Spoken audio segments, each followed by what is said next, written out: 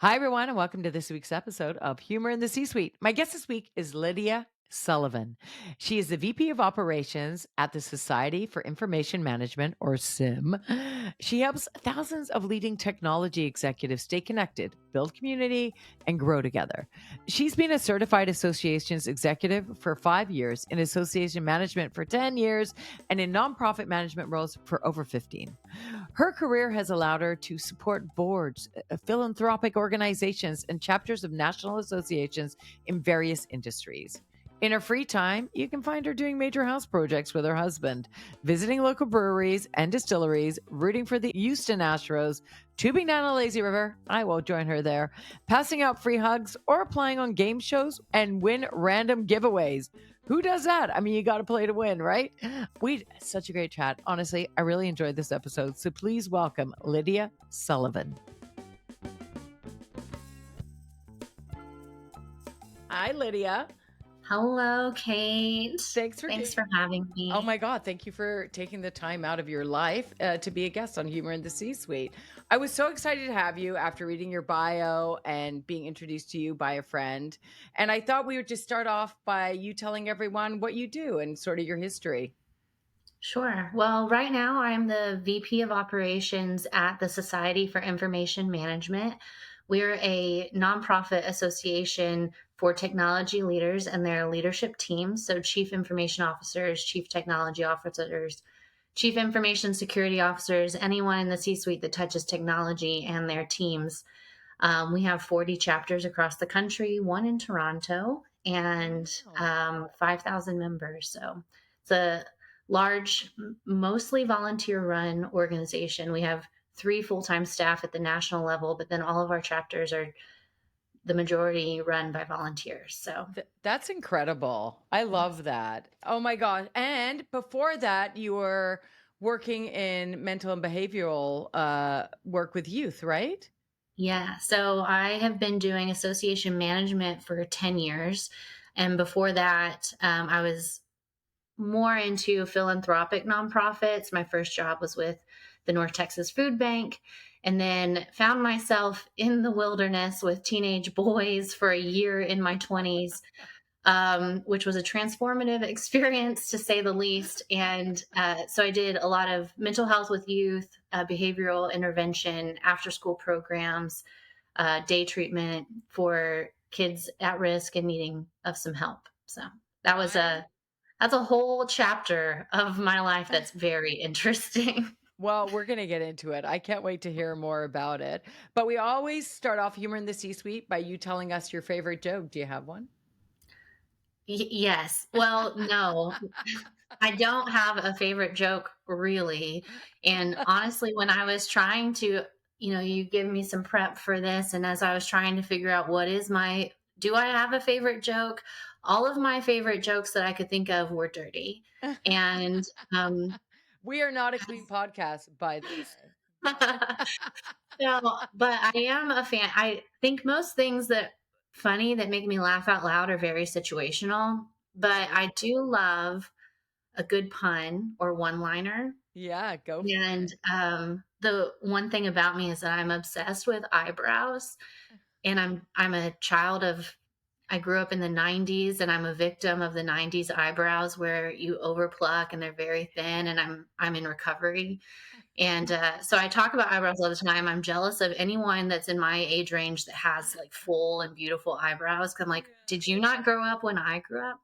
So I'm a little over obsessed. But my current favorite joke or one liner really is I told my wife she was drawing her eyebrows too high. She looked surprised. That's so silly It's and a fun. tickle. It's dumb, but it's a tickle. I had an eyebrow lady. I went to get my eyebrows done, and she was a boob leaner. Like she'd always lean on my boobs to do my A boob eyebrows. leaner. Yeah, she was a boob leaner. You can't be a boob leaner. You can't lean on someone's boobs while you're doing their eyebrows. That's weird, right? You got, I don't know if I would have been offended. I think you just got to get in there to get the I right angle. You got to go for it. So ridiculous. Whatever it takes for Whatever the it eyebrow. takes. But I as well, yeah, thin eyebrows. Now I'm growing them out, and look, my bangs are I've always had bangs, and now bangs, everyone who gets to my age always gets bangs. And I'm like, no, I've always had bangs. I love your Anyway, oh, thank you. Okay, so you're dealing with 40 chapters, Yes. 5,000 volunteers. How do you bring humor into those moments? Do you have any examples of your Well, overwhelming days? it's 5,000 members and it's about 700 volunteers across the country. So all of the chapter boards are led by volunteers. And I think that the most critical thing for a staff person leading an organization that's volunteer led is empathy and humor. And, I've been with Sim for 4 years and have led with wanting to understand their situation, what their obstacles are, what they're facing, but also creating a space knowing that they are volunteering their time. So you can't just have these high expectations of volunteers when they have a full-time job, families, volunteer and they're volunteering their time.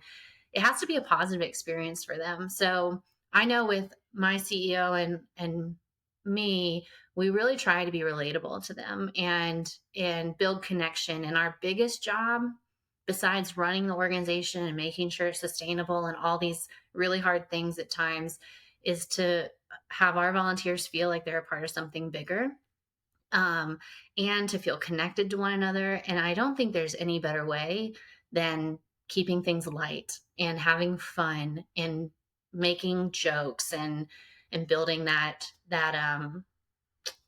connection with each other.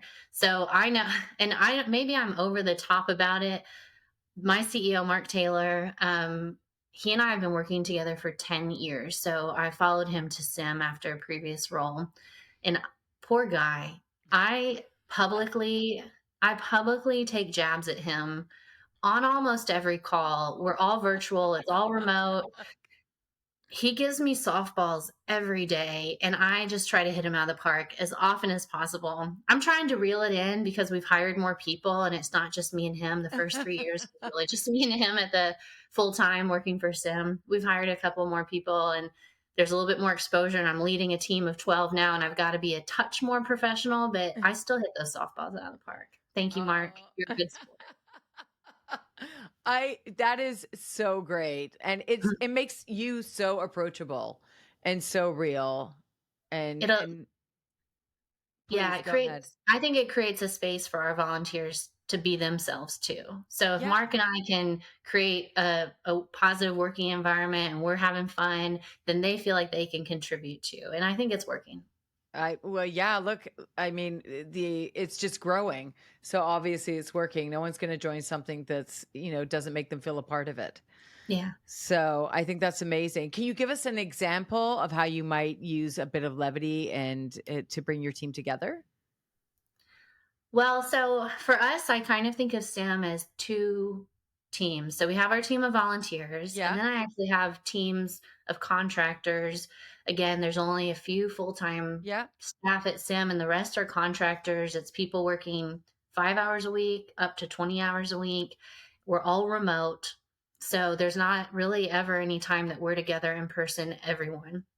And for my team, it's a challenge to build connection, to feel like we're a part of a team and we know each other, to balance the pressure of not having too many meetings and not spending too much time in meetings with the pressure of wanting our staff to feel part of something important and feel connected to the other people doing it. That's a real challenge.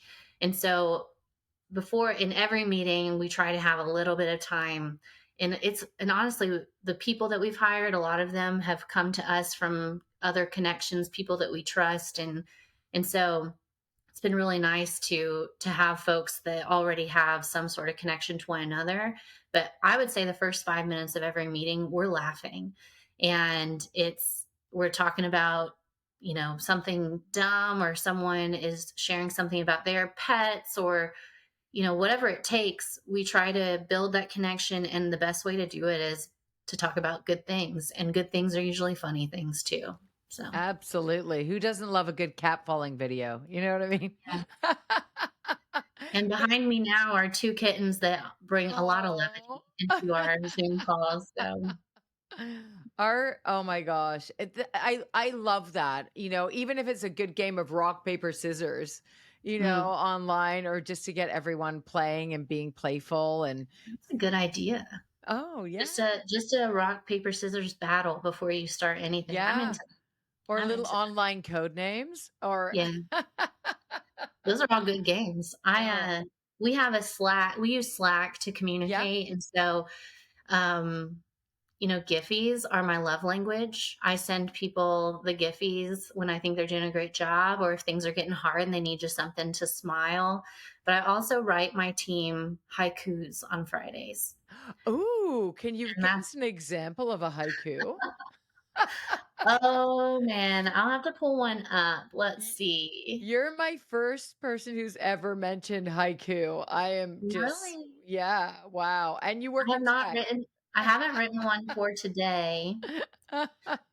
And actually the most beautiful thing about it is that my team has started to write them back. So Devra on my team um, wrote one for Pi Day on March 14th. And so this is a shout out to Devra. Pie crust, sweet and flaky, apple, pecan, cherry crumb, STEM nerds celebrate for Pi Day, March 14th. So, Oh, I love that. It's so yes. creative and just so unique. Yeah, That's amazing. that started for me in college. I went to Southwestern University in Georgetown, Texas, and it was back in the day where it was okay to have giant listservs with every student on a listserv. And so on Fridays, it's a small school, so I think 1,500 students, but we were all on the same listserv. And on Fridays, the emails went crazy with haikus on Friday. So that's something I've kept with me over the years. Which is I am so curious because that is such a great thing. Like just bringing what were doing when you were young into your life now and implementing that in another team is amazing. Like Yes. just good Haiku Fridays for tradition. yeah. Haiku Fridays. I might bring that in. I'm bringing All it right, back. after this, I'll write my haiku will be dedicated to you today. Oh, I love that. Do you find humor really does help team collaboration? Yes, 100%. I think you bond with people through shared experience, through empathy, and through humor. I've never bonded with anyone through I mean, I guess there's trauma bonding, but even trauma bonding you wanna laugh about because if you don't laugh, you'll cry, right? Yeah.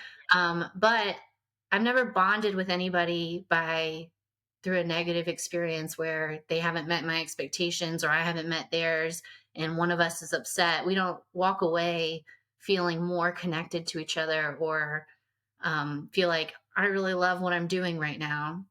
Like Yeah. to build team camaraderie, especially a remote team, um, and especially we mostly talk on a Zoom call or in Slack. If you can't find the funny together, then you don't have a sustaining team. So yes, I think it's critical. Yeah, I agree. I absolutely agree. And also, I know for myself, when I've been in situations where I have a leader who's harsh, I tend to close up. I find it hard to be creative and be motivated. And I think a lot of people will feel that way. I honestly don't know how people become leaders with that type of mentality. And maybe that's generational that Yes. right now people are striving to be authentic leaders. That's I would call that a trending term for leadership is how to be an authentic leader.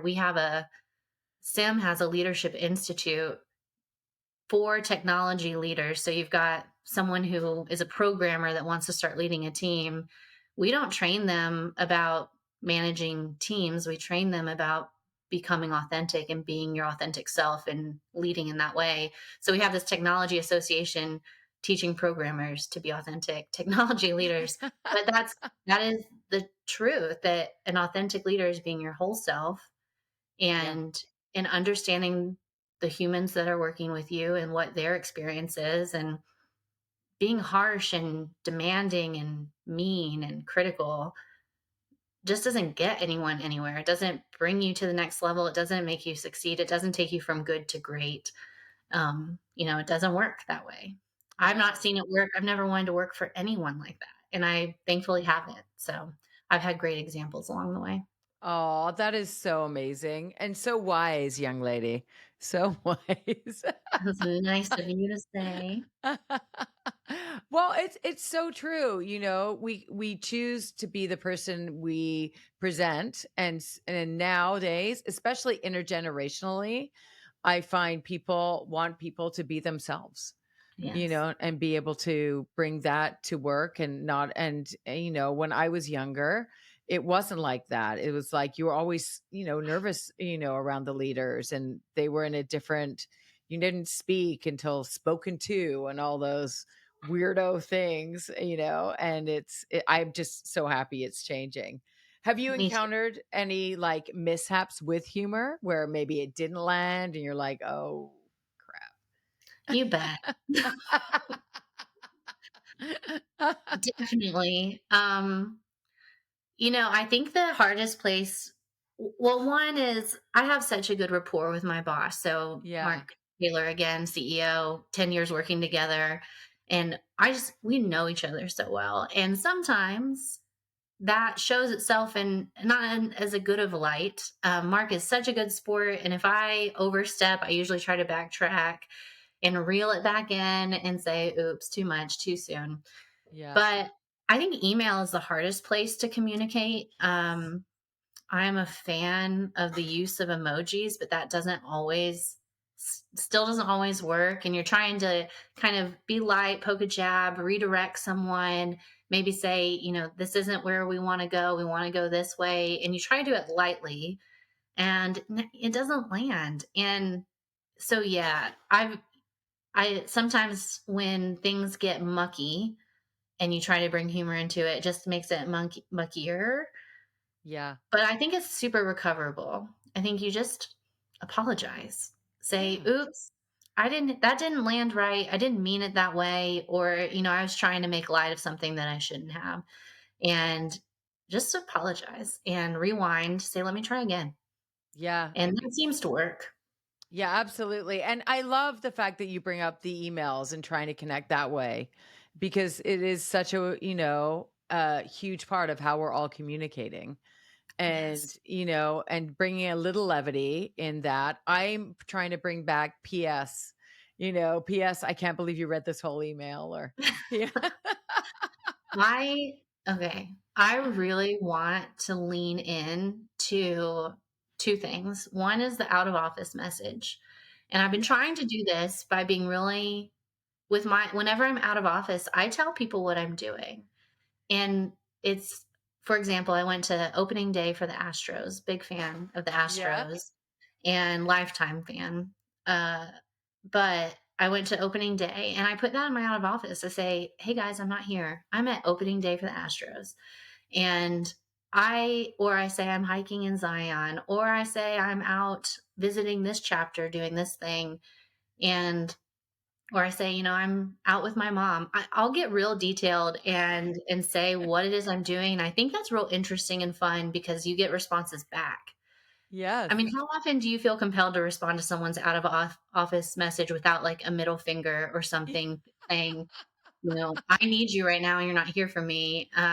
So, like Yeah. bringing that humanity to it with your out of office message, I've really enjoyed it. And I've gotten a lot of good feedback, and people are saying, "Oh, that's so fun. I went to this stadium," or, "Oh, I just hiked at Bryce Canyon." Whatever it is, you get more engagement. And I love coming back to my inbox, and I can't believe I just said those words. I love coming back to my inbox after I've done something fun and have some Yeah. message from someone that's encouraging or relatable. The other thing is salutations, like your Yes. PS. All the different, like, instead of "Dear Kate, I hope this email finds you well," just like something that turns that on its head and Yeah. says, I know this. I know you don't want this email, but here I am anyways. Just something like that, where on salutations instead of like best regards, something Yes. like, you know, happy haiku Friday, just something dumb where it just, instead of all the Yeah. BS that comes with an email, like light it up a little bit. I just love that, and I hope everyone listening is gonna take that into account. I hope Let's I need to actually do it. I do it with out of office, but not the I'm not brave enough for the salutations yet, but today, I maybe love today. that. Dear so and so, I know you really don't want this email, but here Here I I am. am.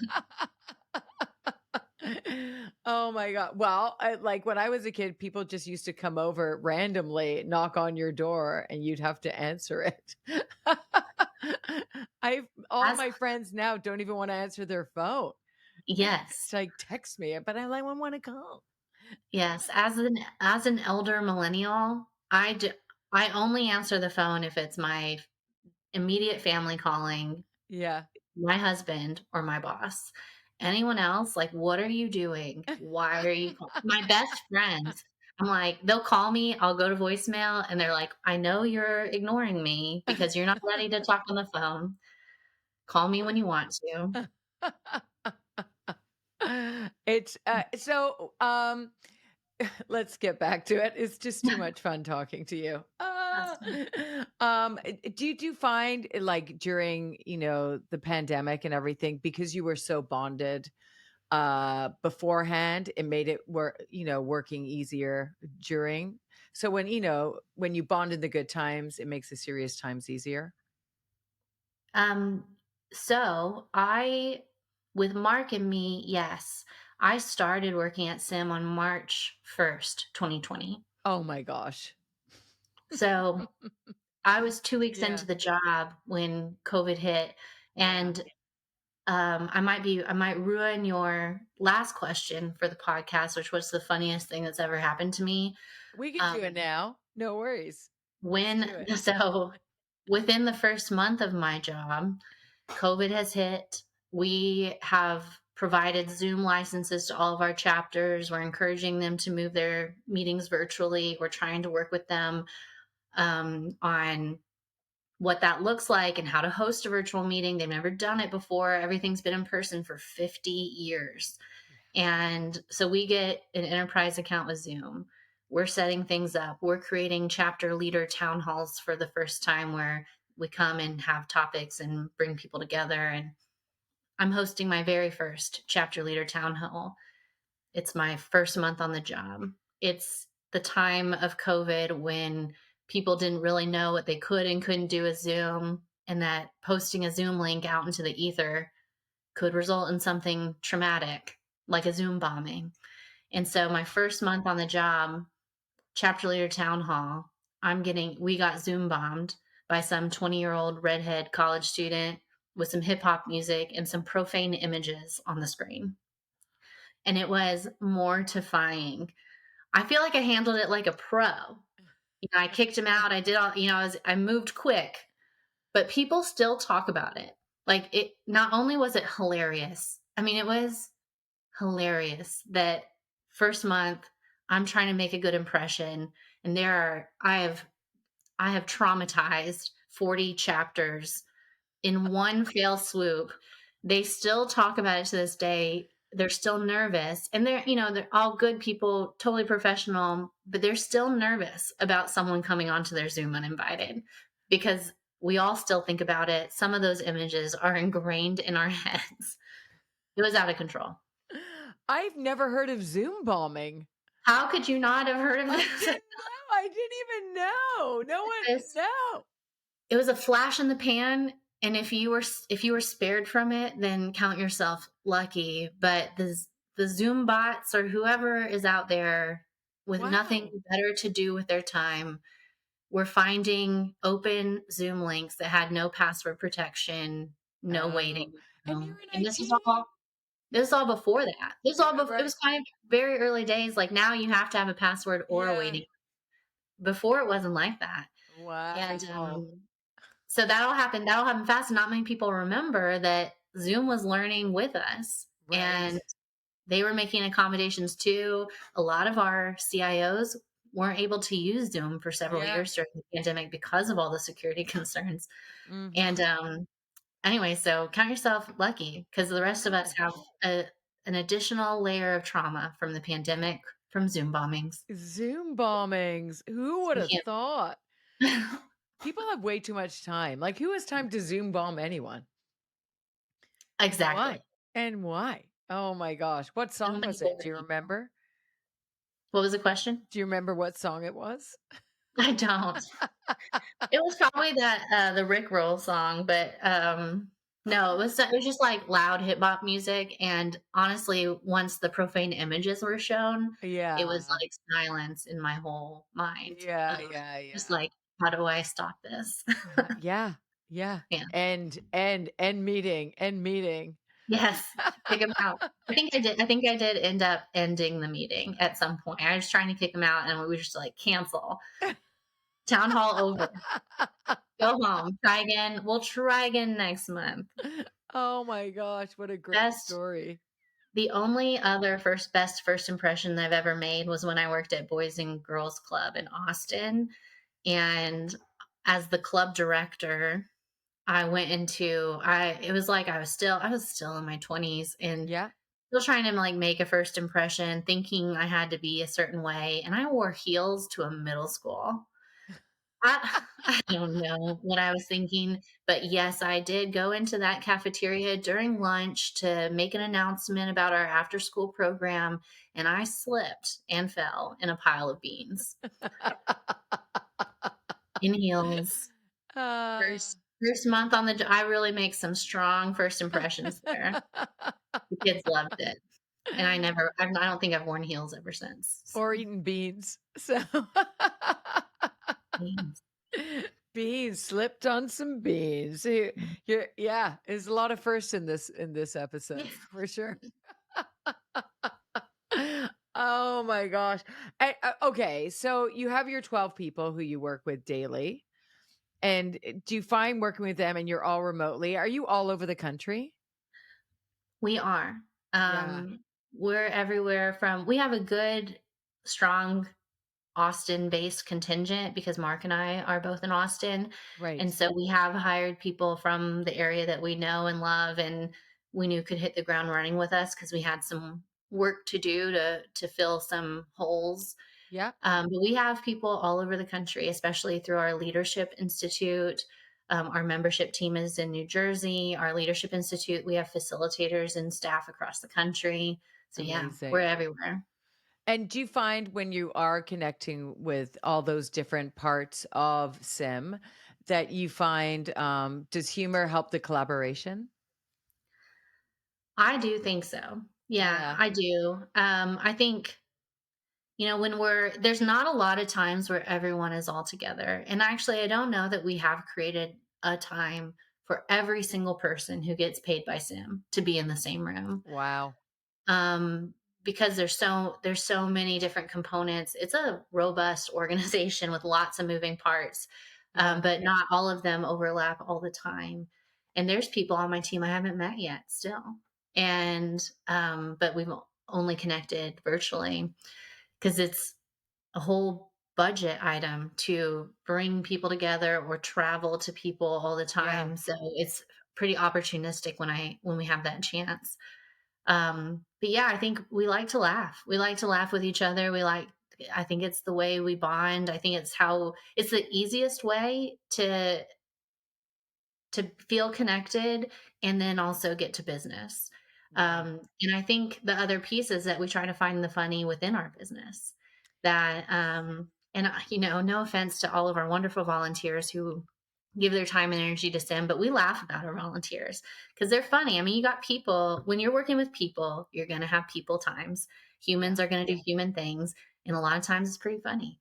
If you can't laugh about it, then what can you do? You can't get yeah, mad about it. You're just being human. yeah, So, absolutely. Do you find levity and humor has benefited you personally? yes. Yeah, Yeah, I think so. I think it's made me,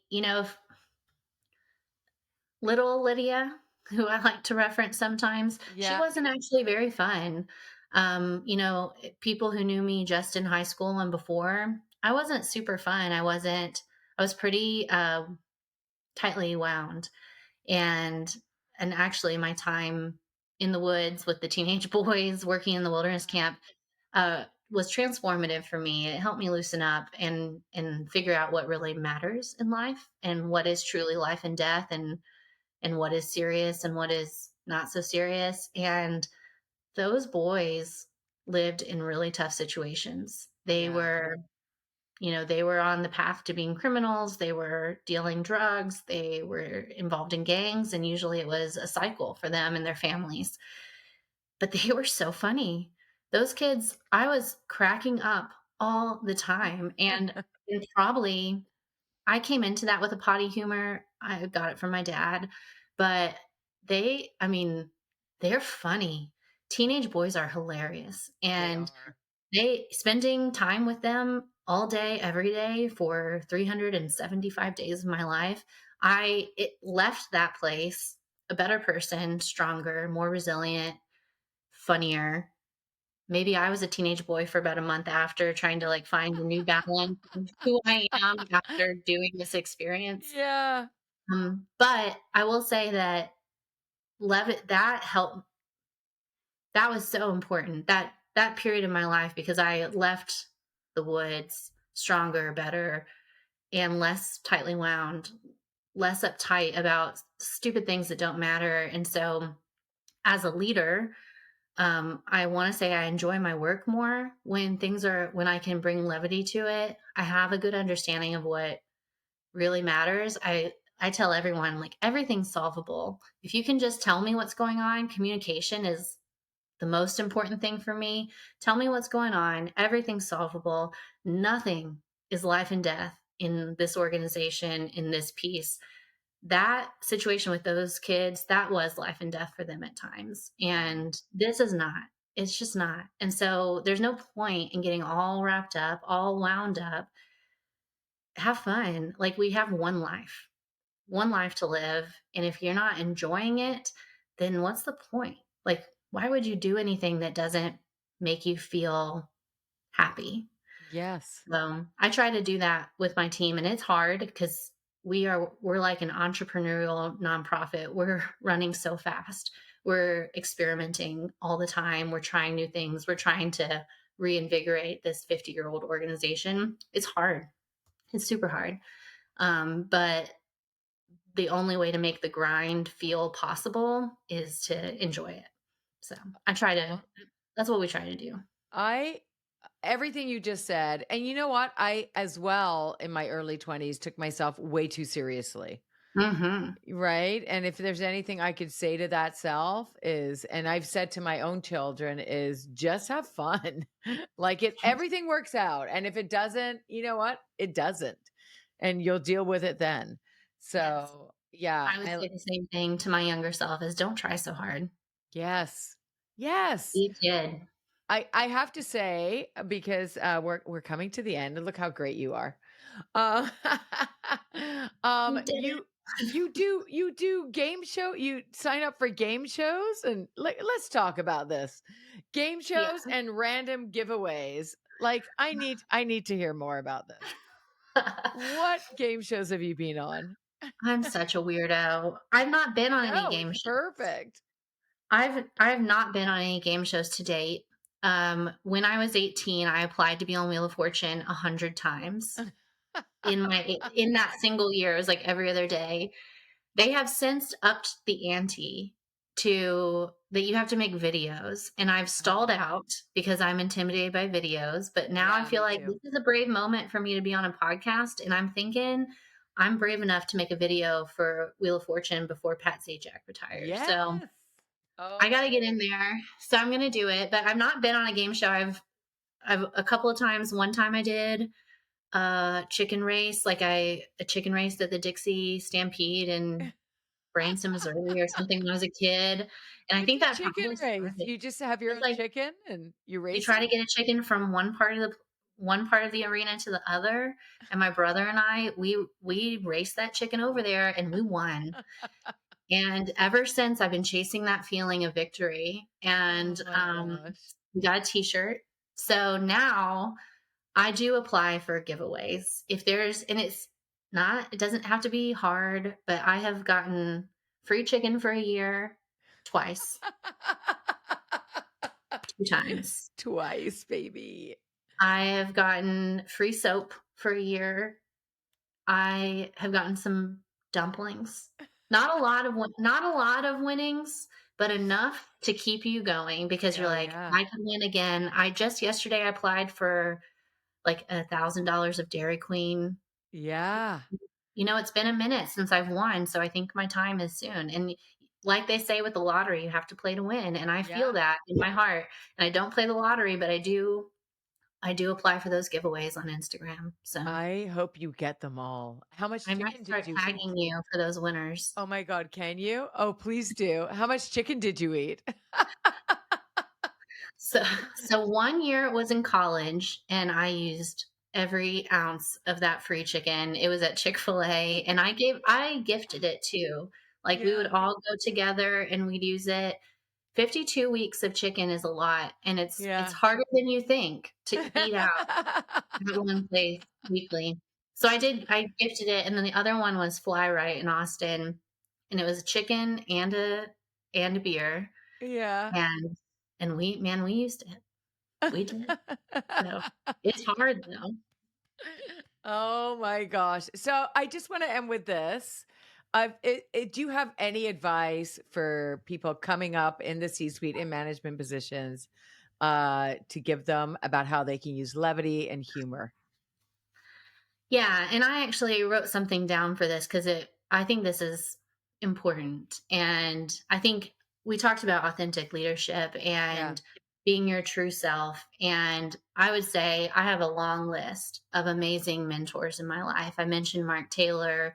We've worked together for 10 years, and he has given me the space, so much space to be myself, to run, to do what I feel is good and right without a lot of check ins.